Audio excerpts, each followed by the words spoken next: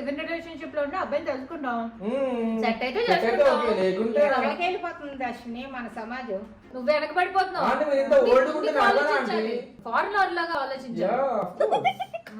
నాకు తెలియక అడుగుతున్నాను, ఇప్పుడు రిలేషన్షిప్ లో ఉండి ఇప్పుడు పిల్లలుగా నేను పుడితే ఏం చేస్తావు?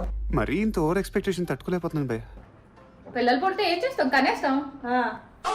కనేస్తాను. కనేసిన తర్వాత అప్పుడు పెళ్లి గురించి ఆలోచిస్తాను. ఇప్పుడు కనేసిన తర్వాత ఏమవుతుంది, వాళ్ళు ఏ 5th కో 6th కో వస్తారు కదా, 5th కో 6th కో వచ్చినప్పుడు మమ్మీ డాడీ అని పిలుస్తారు కదా, అప్పుడు మా నన్ను మా ఆయన్ని పిలిచినప్పుడు అప్పుడు ఏం చేస్తాను నేను, వాళ్ళు కూడా మా పెళ్లికి వచ్చేలాగా కన్వీనియంట్ గా ఫైనాన్షియల్ గా ఇండిపెండెంట్ అయిన తర్వాత పెళ్లి చేసుకుంటాను. అప్పుడు కొడుకుని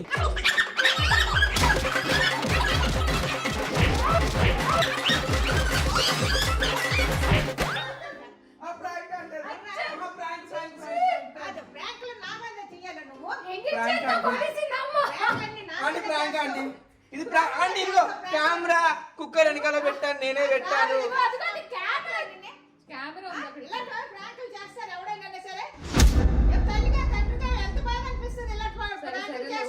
ఇప్పుడు ఎంగిల్ చేస్తాను, ఎందుకు కొట్టావు నాన్న?